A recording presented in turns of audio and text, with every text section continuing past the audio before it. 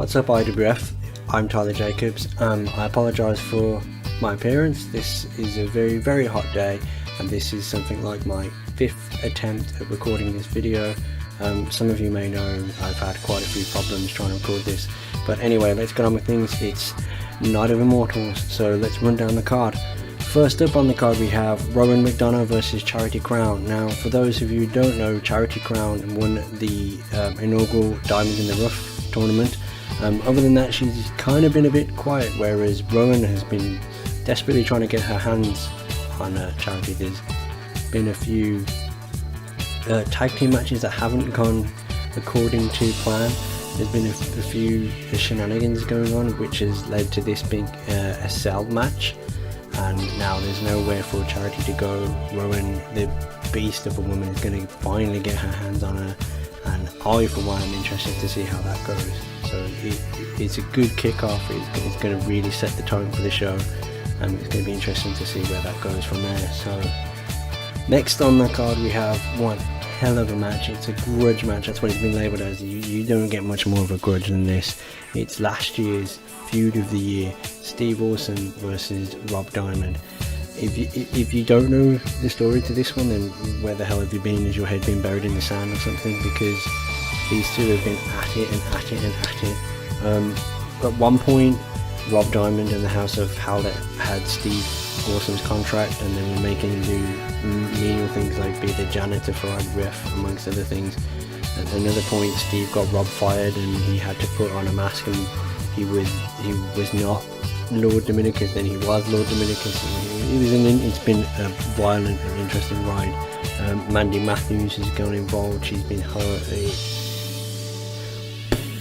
It's been amazing, and I personally was drawn into it last week on Sacrifice, and having seen these two in person and seen this happening up close and personal, I don't even know how this is going to end. It's not going to end on a good note, that's for sure. I can't ever see these two being friends again, and these two have always been the mainstays of Infamous from day one. These two are the ones that you would always associate with being infamous. That's the dog, yeah. Thanks for running the video, Dave. The dog's called Dave. I'm not starting again because that'd be the 6th time. Dave just ruined a segment about Rob and Steve Austin. Awesome. Not. Anyway, onwards. After that we have the Joker in the Pack match. The Joker in the Pack, on some shows I've usually seen the people who were usually in the main event competing for the Joker in the Pack, which gives you a briefcase that lets you have any championship match whenever you want. Where, however, this year it seems to be, and I mean this in no disrespect, a lower down the tier bunch of guys, people who are on the verge of breaking through. We have one half of the Renegades, Will Fennell, Ryan Shane, Devlin Rain, Derek Brooks, and both members of the Lost Boys, Sam Braxton and Dean Coulter. I mean, this to me seems like it could potentially steal match of the night. Will Fennell, for starters, has been on a hell of a roll, really showing that he wasn't being carried by his brother Chris at all, and he's on a mission to show that he's the best wrestler in the world, and he's doing a pretty damn good job so far. Devlin has really branched out, especially ever since the Cruiserweight Classic. He won. He's done a damn good job since then. He stepped up in his Man of Steel match against Spike Kane. He almost won. He came really close. A lot of people say, Spike didn't beat Devlin. Devlin beat Devlin, and he stands a pretty good chance. Ryan Shane's been in impeccable form since he came back. Unfortunately, Nighthawk injured himself in his match against Shane, but that didn't stop Shane from picking up the victory and keep marching forward. And I personally, I like Ryan Shane's attitude right now. Just the whole, I'm Ryan Shane, fuck you, I'll kick your ass and continue to prove how good I am. I like his attitude, especially when it came to Nighthawk. He's like, I'm just as good as you, I should be counted in the same kind of names as you, I should be given just as much respect as you. Then you have Derek Brooks, he's always been one of those guys where people don't give him as enough respect as he deserves. People don't talk about him in the same circles as the other people, where yet every time he comes out, which isn't as regular as maybe it should be, but every time he's booked, he kind of delivers, and he calls himself the personification of greatness, and he's on the verge of delivering, and he's one of those people. He's a dependable name, and maybe this could really send him over the peak and really push him into the main event. And then obviously you can never count out the Aussies, you can never count out the Lost Boys. There's going to be a lot of questions about how they're going to work together. Will they work together? Who's going to pick up the victory? What if they both grab it at the same time? What if they fight over it at the last minute? What if they turn on each other? I mean, it's wrestling, it happens. We've seen ludicrous things happen before. It's going to be a hell of a match, and me personally, I'm really looking forward to seeing where this goes. After that, of course, we have the Invictus Championship between Bob Pooler as the champion and Jason Matthews as the challenger. Now, obviously, most people are aware it was supposed to be Nighthawk challenging for the championship, but he got injured, and his protege, I guess is the right word, his student Jason Matthews stepped up and took his place. Now, Jason's been on quite a renaissance as of late, much like Bob himself as the champion. Since Bob picked up the championship, he's really kind of stepped up his game and said, I'm the champion, and this needs to mean something, which is a great thing for a champion to be doing. A championship never should just be there, it shouldn't just be a thing that they hold, it should mean something. And Bob's been doing a great job with that and making the Invictus mean something, which Jason's been working really hard and trying to get back to where he was this time last year. I mean, this time last year the Banana Sandwiches were in the Joker in the Pack match and they won, and you know, it was a career highlight for Jason Matthews.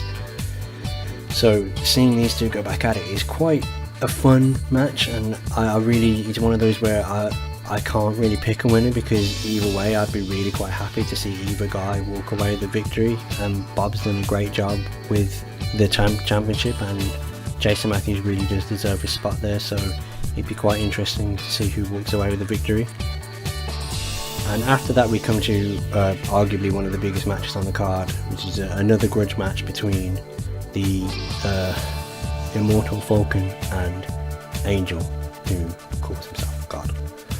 Now, me personally, I genuinely don't feel qualified to talk about this match. These two go back so long. They go back before I was even in this game, before I was doing anything, before I was wrestling, before I was commentating, before I was doing these kind of videos, before I was doing anything. These two have beaten each other, they have blooded each other, they've worked together, they have trained people, they have done so much. And Falcon has been one of those people that like almost anyone who's anyone has had a match with Falcon, almost anyone who's anyone has had a match with Angel, almost anyone who's anyone has wanted to have those matches. Having them means something to them, and this match is going to be a spectacular match. One way or the other, whoever wins, if either men are left standing at the end, it is going to be spectacular. And I, for one, I'm as a fan of wrestling, I'm looking forward to this, and I can't wait. I really cannot wait. Again, I apologise for not being able to delve into this more. I don't feel like I can do it justice. There's been video packages airing on Sacrifice, and I strongly urge, if you've missed them, to go back and watch them, because they're doing a much better job than I ever could do to hype up this match. But watch them. After that we have another, what I would call a grudge match. It's the IWF Shield Maiden match, where Shea O'Hara takes on the longest reigning Shield Maiden, Eternity. Now, Eternity isn't just the longest reigning Shield Maiden, she's the most defended champion in the company. She's defended her championship more than any other champion across the board. On top of that, she also broke Shea's arm several months ago. She broke Shea's arm and put her out of business. Now, Shea came back, and she never intended on going after Eternity, she never intended on revenge. It just happened to fall into place. The cards lay as they were, and she's been saying it's almost like a fairy tale. Now, that to me is almost playing into Eternity's mind games. And if you watched Sacrifice last week and saw the fallout there, then Eternity is doing just that. She's playing her mind games. It's what she does, and you have to wonder, will Eternity play those mind games? Will she get into Shade's head before the match? Will we see a repeat of what happened before? Will Shade crumble? Will she fail just like she did last time? Or does she have what it takes to stop one of the most unstoppable champions we have ever had in this company? A woman who has to be a lockdown for the IWF Hall of Fame. Absolutely deserving. She's one of the best diamonds we've ever had. I mean, look at the things she's done, and compare it to any other wrestler, not just a diamond, any other wrestler on the roster, and she stands tall above them. The only person who's come close so far was Alicia Lucas. I hope I've said that correctly. I might have pronounced that wrong, and I apologize if I have. And a testament has to go out to her to how close she came. And then a week later, Shea O'Hara beat her. So it's one of those, well, this person beat this person, so they should beat this person, blah, blah, blah, blah, blah, blah. Which really does say a lot, and I hope that this match can live up to the hype and not just be Eternity squashes Shea. It's gonna be a big one, boys. After that, of course, we come to another big match, the IWF Man of Steel Championship, which is going to be a God of Steel match. Now, if you have been paying attention, this story started over a year ago when Spike came out and told the world that he had cancer, inoperable lung cancer, and Warren came out and all the sins were forgiven. He decided to side with his father, blah blah blah blah blah. And Warren went on. He this time last year he won the Joker in the Pack. He joined up with Jason Matthews. They teamed up. They did everything. And then out of nowhere, Spike beat the shit out of Warren, put him in hospital, and told the world it was all a lie. Warren wasn't seen for months. Turns out Eternity had abducted him from the hospital, and we didn't see him forever. Spike captured the Man of Steel Championship and has just been on an absolute tear since then. He's injured people, he's hurt people. It's just been unstoppable. He's defended the championship more than any other champion who's ever held the Man of Steel belt. He's held the championship longer than any other champion in the company. He is the longest reigning champion in IWF, and now his son is back. He's cashed in the IWF Joker in the Pack, and now we're going to finally see the two go to war in the God of Steel, and it's going to be explosive, and I can't wait. We'll see what happens. It's going to be insane. Second to last on the card, we have the IWF Diamonds Championship, where Pandora Freeman, the 2017 Iron Maiden, will face up against Paige Garcia. Now, Paige has held the Diamonds Championship for quite some time. She's taken on anyone who stepped her way, whereas Pandora, she's been one of those girls that just seems to be here to have fun. She shows up, she does her job, she enjoys herself, and she leaves. However, around about the time the Iron Maiden came around, she just seems to have really stepped up her game. She went to Spike Kane, of all people, and told her that she just needed to find that thing that makes her a bit more fiery, a bit more dominant, a bit more aggressive. And boy, has it worked. She's really stepped up her game. She's more intense, she's more violent, I guess is the right word. And even in her match that she had with Spike against Jack Gaver and Fiona McFly, last year's Iron Maiden winner, where they just destroyed them, she proved that she's not just here to be the Iron Maiden and just fade into the distance like Fiona did last year. She's here to become the Diamonds champion. Now, Paige has got challenges all around. She's distracted.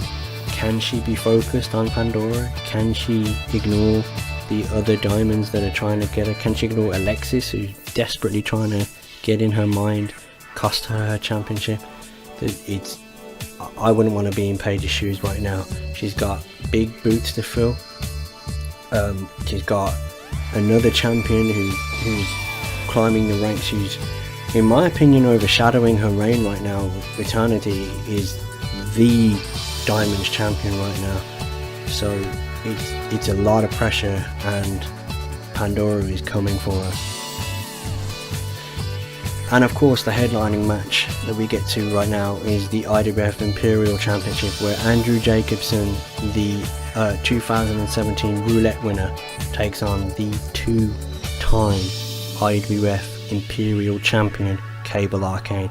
Now, I slowed down to say that because not enough has been said about Cable Arcane being a 2-time Imperial Champion.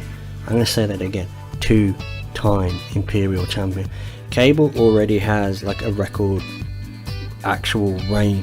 He, like, people get that in your head. He's held the title for quite a long time as it is. Yes, he lost the title to Noah. Yes, Noah flopped. Noah really kind of didn't do anything with his reign. It was almost pointless. He was like, yeah, I won the title, yeah, nobody cares, I'm not going to do anything with it, I'm not going to actually make an impact on the company, I'm out. Awesome. But Cable came back, he won it, he single-handedly destroyed the House of Howlett, and he's now a 2-time champion, the only ever 2-time champion, and he did it on his own. And now he faces up against the man who likes to call himself the hero of IWF, who's taken on the likes of Spike Kane and is still walking, who defends everyone who needs it, who stepped in for the likes of Nighthawk when Johnny Gilman went on his racist tirade. You know, he's the one who calls things like he sees them. And in my opinion, the IWF Imperial Championship has kind of flagged over the last few months. This feud that Cable had with Noah really should have been the forefront of the company. It should have really elevated the championship, but it didn't, and for whatever reason, whether it be Noah's just kind of lack of interest, it just didn't. And now with these two guys, this is a main event caliber match. This is a main event feud. These two guys have everything that it takes to put this championship on the map, to put this company on the map. And I, for one, am so looking forward to it. I can't wait for this match. I can't wait to, I mean, I could watch this match at Night of Immortals. I could watch it at the next pay-per-view and the next pay-per-view. It could go on, and I would happily pay more. I'd be like, yeah, make it rain, because these two can go, and they can go again. I mean, they could go on the same night if they had to. That's how good they are, and this is what IWF is about.